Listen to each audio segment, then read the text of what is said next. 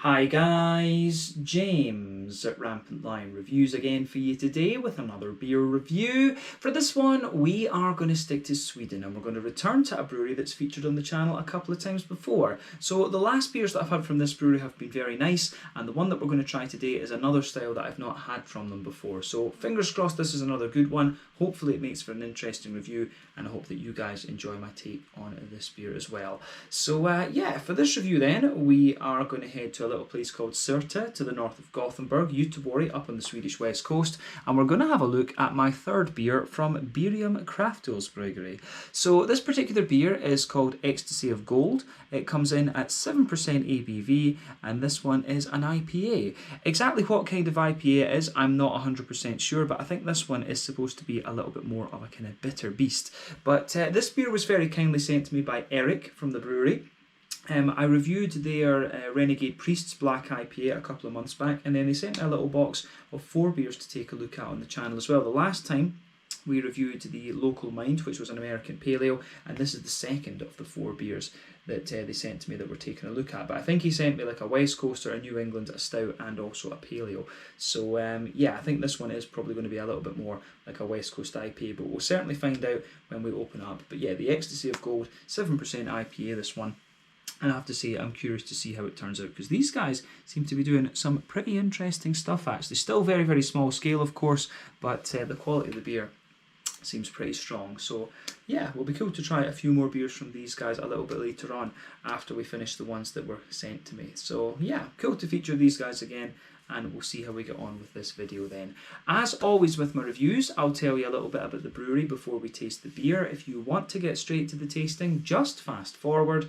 All the usual links are in the video description below. That's the brewery website, the link to my other reviews that I've done from Beerium Kraftölsbryggeri, and we will add a few more videos to that list in the near future. But there's all the usual social media down there. If you want to see more reviews, do please consider subscribing to the channel. The whole channel, of course, has a geography-based tagging system, so you can go into the homepage and search for beer based on country, city, state, county, province, prefecture, whatever it is you happen to be interested in. Do check out the playlists of beers from different countries. There is one there for all the Swedish beers that I've reviewed for you. That's constantly being added to. And as always, please do get in touch and let me know some of the other beers and breweries that you guys would like to see me review. It's always great to hear from you guys that are watching the videos, and the support that you show the channel is hugely appreciated. So anyway, on to my brewery notes then to tell you a little bit about Beerium Kraftölsbryggeri once again. So, as I've mentioned to you already, Beerium Kraftölsbryggeri are based in Surte to the north of Gothenburg, Göteborg, up on the Swedish west coast, and the company was founded back in 2018. But the brewery has 7 owners. This is Martin Polnow, Fredrik Reinholdsson, Matthias Gidlöf, Erik Höglund, Marcelo Mille, Malte Hed, and also Emil Stashing. So Surte is actually part of Ale municipality, and they wanted to include Ale in their name originally, and Ale is spelled like A-L-E as in ale in English, but the authorities apparently stopped them from doing this, even though other breweries have used the municipality names in their titles, because this was the basis of them denying them the use of the name. But the original idea was that this brewery would be called Ale Kraftölsbryggeri, which I think would have been pretty cool actually. But the brewery is based in an old power station in Ale, which closed back in 1978. They started off with a 200-litre brewery, and they've gradually added more tank capacity to ferment more things essentially. But in April of 2019 they opened up their tasting bar at the brewery, which was called Beerium. But they also have started a members club as well, which they're hoping will help them invest further in the brewery infrastructure, and it's been very successful so far from what I've gathered. But over the following years they continued to develop new recipes and build up the brewery capacity a little bit. But then in March of 2021, this year, they announced a partnership with Lilla Edit Brewery to form a new production company, which is called the Untappd Brewhus. And the plan is for this new brewery to be equipped with a 1,000-litre brew kit, and the first brews are going to take place there in November. And both breweries will keep their other breweries to produce the smaller kind of pilot batches and things as well. So this Untappd Brewhus is simply a kind of production facility, if that makes sense. There won't be any beers produced under that name. But as of July 2021, when I'm filming this review for you, these guys have produced 50 different kinds of beer, and they do a lot of different styles actually. So if you want to try a few different things, then Beerium Kraftölsbryggeri are definitely one of the ones that you want to check out. So I've had the black IPA so far. I had the APA before, which was more of a West Coasty type APA. We've got this one. I've got a New England IPA to look at, and the last beer they sent me was an Imperial Stout. So we will get an idea of a good spectrum of things that these guys do. I guess the only thing that would be left would be a lager, actually, but I guess we can find that from them at some point in the future. But yeah, that's all I can really tell you about Beerium Kraftölsbryggeri for the moment. If you want to learn a little bit more about these guys, you can of course check out the brewery website. You can follow them on Facebook and Instagram to keep up to date with all the latest goings on, and you can check out the Rate Beer, Untappd and Beer Advocate pages to learn a little bit more about all those different beers that they've done.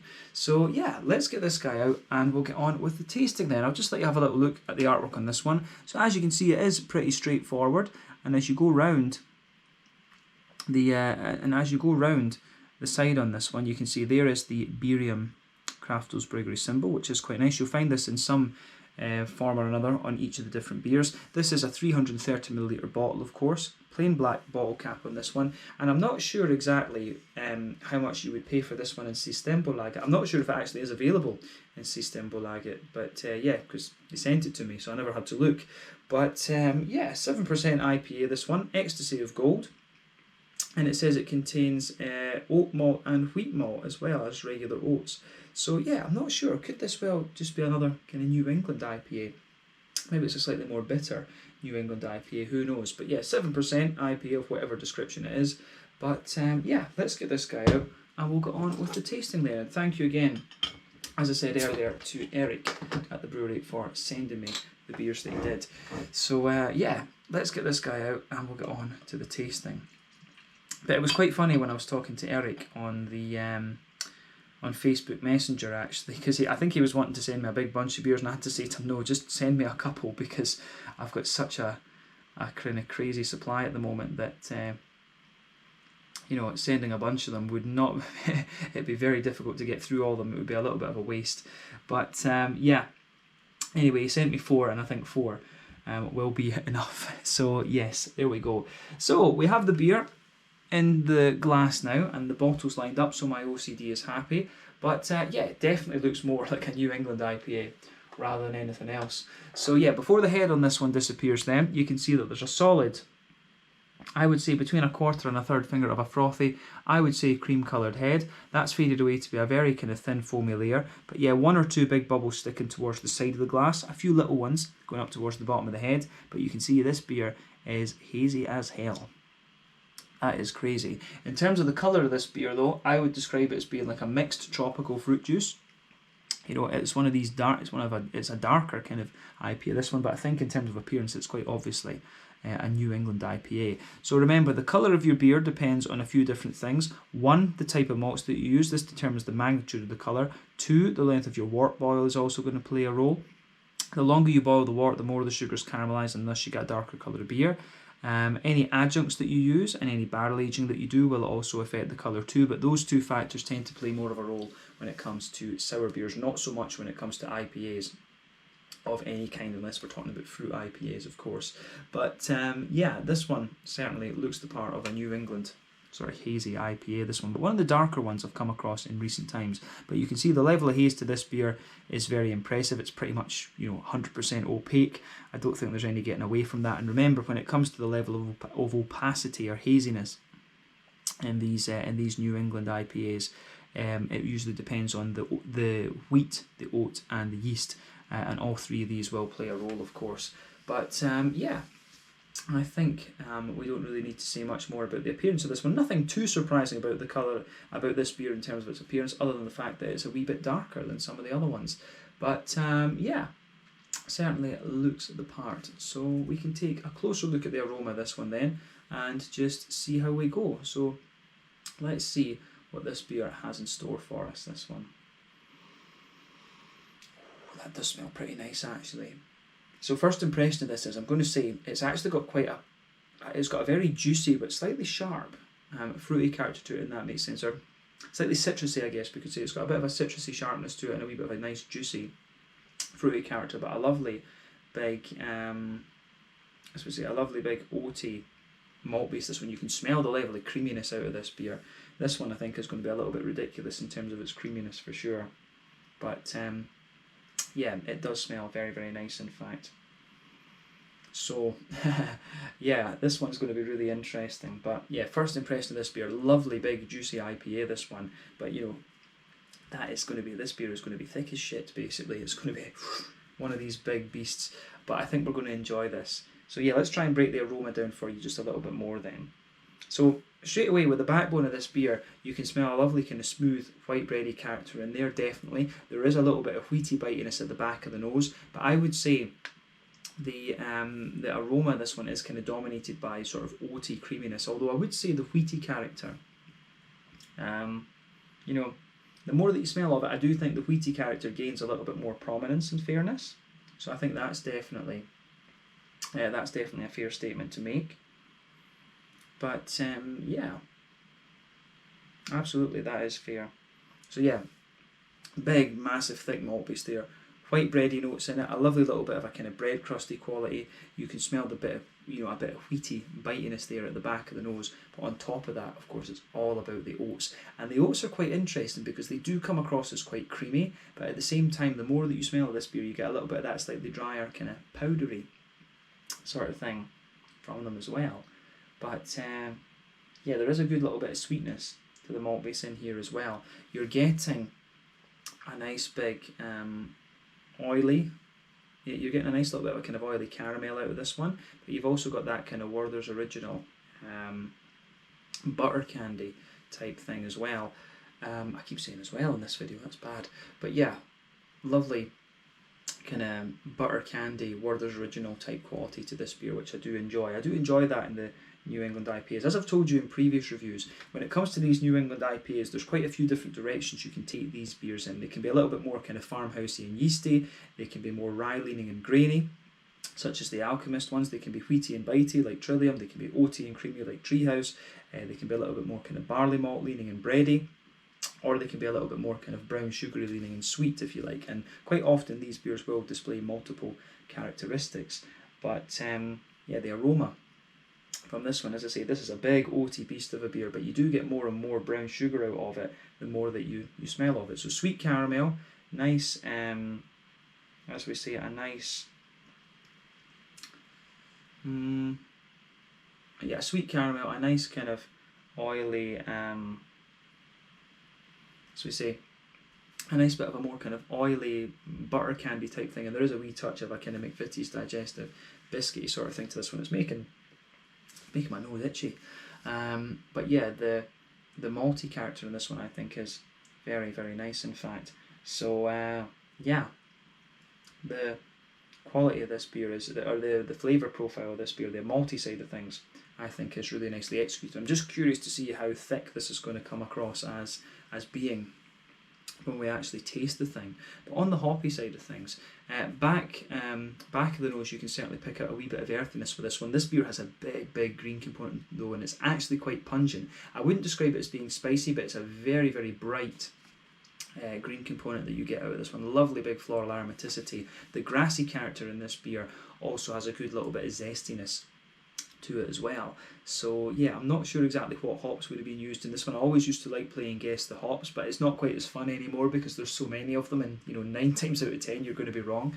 But yeah, the aroma of this one, the green component, I think is very, very nice. Big floral aromatic components and a lovely kind of lighter grassy note. But on the fruity side of things, this beer is quite interesting. Like I said, it's got a wee bit of a kind of sharper citrusy note to it, like a little bit of a lemon limey note, but behind that you've got some interesting more oily and juicy fruity characters. So yeah, for me, there's a little bit of a kind of juicy tangerine element to this one. There's a wee bit of a kind of passion fruity quality as well. So yeah, I do get a little bit of a kind of stronger passion fruit in there. What else could we say? Could this be a little bit of Idaho 7? Because it comes across as really quite soft and juicy in a sense. You get a wee bit of that apricot papaya type thing. But yeah, a wee bit of passion fruit in there. As I say, a little bit of a lighter mango-y, apricot-y, papaya type element to it as well. But I also get a wee bit of a kind of, I do get a little bit of a kind of juicy, there is a little bit of a kind of,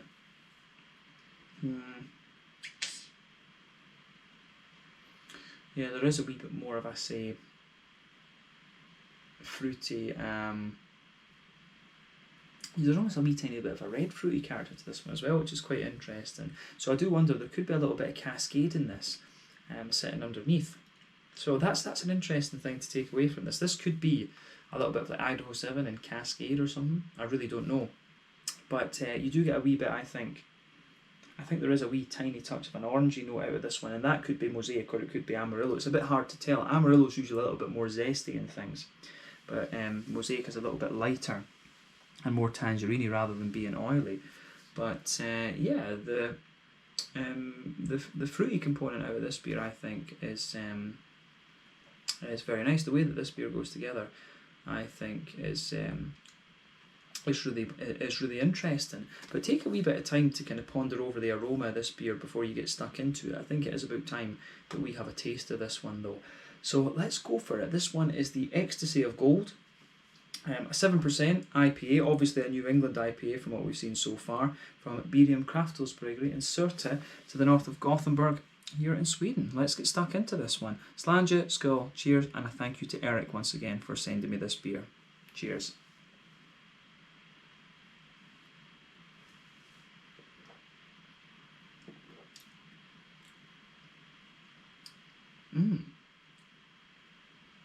It's interesting. It's quite solid, this beer, yeah.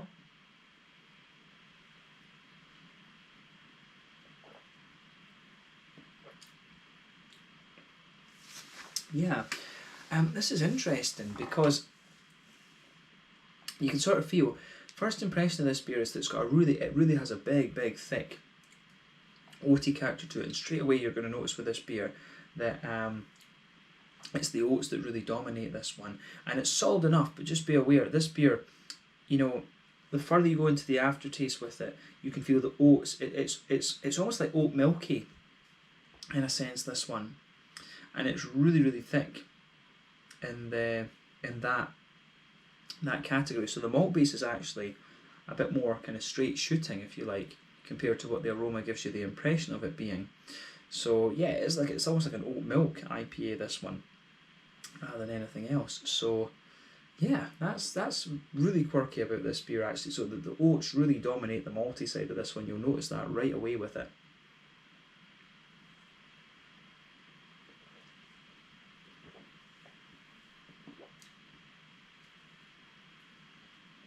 So yeah, this is interesting though. It's another solid enough beer, this one, but I think it really is very oaty actually. So if that's your thing, if you want a big kind of thick, smooth, oaty New England IPA, then this one will suit you down to the ground. But this is oaty to the point where it gets a little bit drier, like. The further you go into the aftertaste, and it is almost a little bit the same kind of texture you'll get from oat milk. So this really is a quirky one. We could tell that this beer was going to be thick, but yeah, it is interesting. I was expecting, when it just said IPA, I was expecting more of a kind of West Coasty type thing out of this. And I was, on the back of the pale ale that we reviewed in the last video, I was quite excited for that because the pale ale I thought was really well done, and that was distinctly more kind of West Coasty. This is more of a New England one though, but the other IPA I have is labelled specifically as a New England. But yeah, this one, it's solid enough, but I think I probably liked the APA a little bit better than this. But we'll break down the flavour and we'll see how we go with this. It's a solid beer, this one, to say, but like very much like an oat milk IPA. I think that's a good way to describe it, to be honest.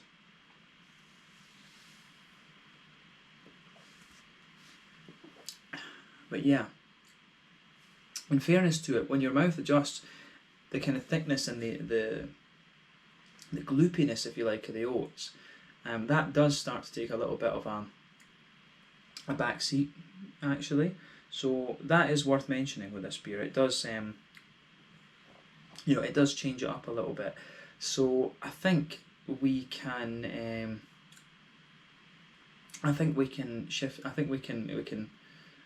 go through the malt base then and just describe it a wee bit more kind of succinctly, if you like. So the backbone of this beer, across the middle third and the back third you palate, you can feel that sort of soft white bready character in there. There's almost a little bit of a kind of graininess to it as well. which is interesting. But if you go to either end of that middle third of your palate, you can feel there's a wee bit more of a kind of stronger bread crusty element to it. Sitting on top of that white bready base though, you can feel the sort of wheaty, there is a sort of a slightly kind of thinner wheaty layer sitting on top of that, and as you go into the back third of your palate it becomes a little bit more bitey, but we'll come back to the back third of your palate a little bit later on. Sitting on top of that though, you have the thick oaty layer, and as I say, the oats are most concentrated when you go down that middle line of your palate, but you can feel as you move out towards the side of the palate they gradually become less concentrated. And that is interesting as well. So you can feel that the oats get a little bit drier the further out towards the side of your palate that you go.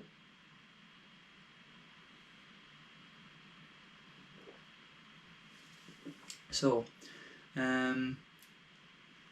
yeah, on that, on top of that, of course, as well, you do in the middle of your palate, you can feel a little bit of the kind of brown sugary elements there. So in the dead centre of your palate, you can feel a little bit of a sweet caramel there, and there is a wee bit of booziness to this beer too.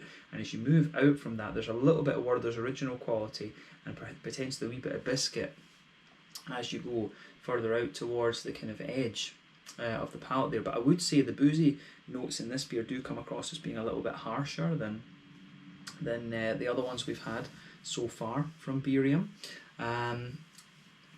So that's interesting too. But as I say, the further you go into the aftertaste with this beer, it really develops a very kind of smooth. It really develops a very, very kind of smooth character, and yeah, it really develops a very, very kind of smooth character, and it's the oatiness that kind of lingers there. Although in fairness, you do start to get a wee bit more wheaty bitiness out of this beer the further that you go into the aftertaste with it. But I think we've covered the middle third of the palate as much as we need to. Let's focus on the back third of the palate a little bit then. So border region between middle third and back third of your palate, you get a little bit of a bready build up in there, of course, so you can feel that little bit of bready build up, which is quite nice. But then you get a wee bit more of an intense bread crust, and then into the back third of your palate you feel a wee bit of the smooth bready notes. There's a wee bit of graininess underneath, and then on top of that you've got a nice kind of wheaty layer there as well, and the wheatiness gets really bitey, I would say, towards the very back of the tongue. And on top of that you can feel the more airy yeasty notes out of the beer, and it is a light kind of white bready sort of yeastiness that you get out of this one. And you can feel when you start at the back of the palate, as you move further forward, the kind of flavour of the beer just condenses down a wee bit as you go into that middle third of your palate, and then it's a wee bit more sort of squashed together in a sense. So I do like how that goes together with this beer as well. So yeah, the malty yeasty side of things in this is quite well done, I have to say. So thumbs up to Beerium Kraftölsbryggeri for this one. I think this is a very, very nicely done beer. So yeah, awesome stuff on that malty side of things. It's quite different, it's quite out there, but as I say, I think I probably prefer the American Pale Ale a wee bit more. But this is a very, very oat forward and New England IPA, if you like this. It really leans towards that sort of more yeasty, dry, oaty kind of side of things. So just be aware of that if you're going to get this one. But let's focus on the hoppy side of the beer. Back corners of the palate, there's a little touch of earthiness there. As you move further forward, it's got a little bit of a more herbal character, and as you push towards the kind of front corners of your palate, you can feel it gets a little bit more floral and kind of spicy. I wouldn't be surprised if there's a wee bit of Columbus has been used in this as the kind of base bittering hop. So just, yeah, be aware of that with this one. This beer does get a little bit spicy the further you go into the aftertaste, but round the front curve of the palate it's distinctly lighter and more grassy, and there's a wee bit of a kind of citrusy, zesty quality to that as well.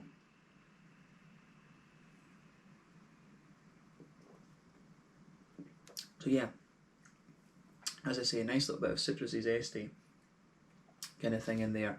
But on that, on the kind of front half, the front third of the palate, I would say, this is where you're getting the kind of juicy, fruity esters, and there's a wee bit of complexity to this beer in that sense too. But yeah, border region between front third and middle third of your palate, you get a little bit of a bready build up in there, a wee bit of a bread crusty sort of thing, and there's a nice kind of smooth, kind of white bready element forming the base of that front third of your palate. On top of that, you get that nice oily bubble where those juicy, fruity esters roll their way out of the beer. Toward the back of that, you get a little bit more of a kind of passion fruity element in there, so there's definitely a wee bit of passion fruit. As you move further forward from that, you can feel there's a little bit of a kind of lighter mango-y sort of thing, a wee bit of a kind of pineapple-y, papaya type element as well. I do wonder if there is a bit of cascade in this, because you can feel there is a wee touch of a red fruity element to this beer in the base of it. So I do wonder about cascade. So I think that. So maybe, I think maybe this one could be Citra. Something else as well, maybe a little bit of Idaho 7, Citra Idaho 7 maybe, and a wee bit of cascade. But as you move into the front half of that front third of your palate on this, you get a wee bit more of a kind of oily tangerine element as well. So I really like how that pieces together in this one. So yeah, for sure, this is quite an interesting beer.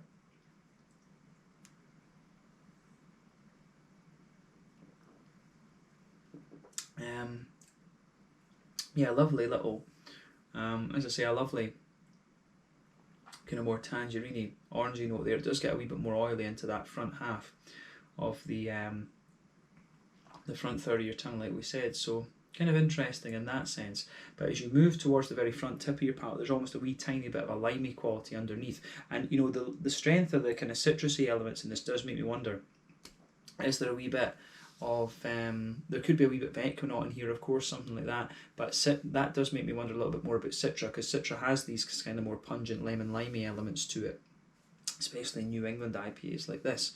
But yeah, it tends to show its more kind of lychee, gooseberry type side in the West Coasters. And remember, different hops behave in different ways depending on what malt base and yeasts you use with them, of course. A whole host of things goes on with these beers.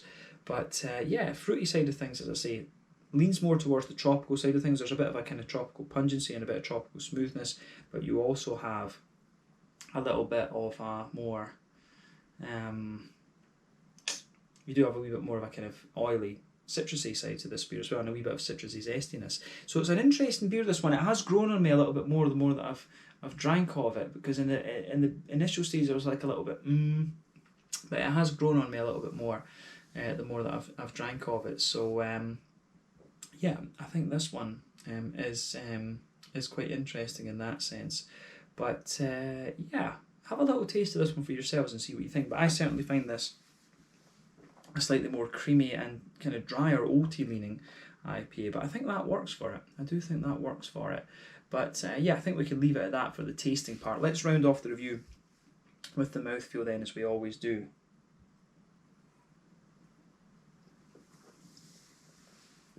So yeah, on the mouthfeel side of things, I would say this beer is pretty much, it's top end to mid-body. The carbonation is very smooth. It's a very thick, creamy leaning beer, this one, which I can appreciate.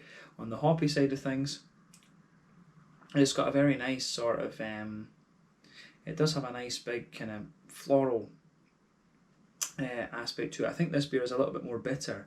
I think this could well be about a 50, a 50, maybe even 60 IBU beer, something like that, because you do get a bit of lingering bitterness in this one. So I think that's maybe why Eric chose to send me this one, something just a little bit more bitter compared to the other one. I guess the other one will be a kind of lower bitterness, 30 IBU sort of New England IPA. So this one does have a wee bit of bitterness, as I say, a little bit of kind of spiciness, maybe some Columbus in the bittering hop. But yeah, I think 50 IBUs, I think, probably in this one at least. But yeah, we've covered the malt base, as we say, a little bit of sweetness to it, big oaty and creamy notes. And the fruity side of this beer is quite interesting, mix of kind of tropical and more citrusy leaning fruits as well.